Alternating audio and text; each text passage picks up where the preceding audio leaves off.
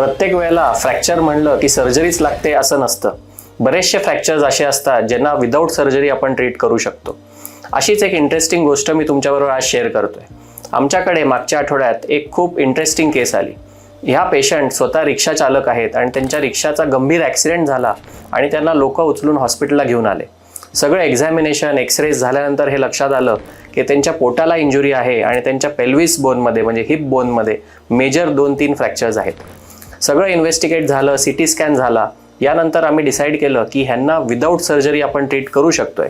तुम्ही इथे आलात तर मी तुम्हाला CT स्कॅन त्यांचा दाखवतो. सो हे त्यांचं पेल्विस बोन आहे आणि हे 2 खुब्याचे हाडं आहेत.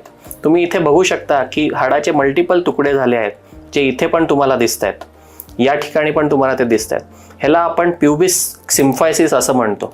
तर या ठिकाणी प्युबिक सिम्फायसिसच्या अराउंड 1, 2, 3 आणि 4 ठिकाणी त्यांना फ्रॅक्चर होतं. सो असे जेव्हा फ्रॅक्चर असतात तेव्हा आजूबाजूच्या ऑर्गन्सला, आतड्यांना, युरिन ब्लॅडरला इंजुरी व्हायची खूप शक्यता असते. सो या पेशंटचं डिटेल एक्झामिनेशन, सगळ्या इन्व्हेस्टिगेशन झाल्यानंतर आमचं हे कन्क्लुजन होतं की या पेशंटला आपण विदाऊट सर्जरी सुखरूपपणे त्यांना नॅचरल त्यांच्या रेग्युलर ॲक्टिव्हिटीजला परत घेऊन जाऊ शकतो आणि सर्जरी न करण्याचा डिसिजन झाला. 3 ते 4 दिवसापासून मागे आम्ही त्यांना ऑब्झर्व्ह केलं, त्यांची डेली इम्प्रूव्हमेंट बघितली आणि शेवटी आज त्यांचा डिस्चार्ज आहे.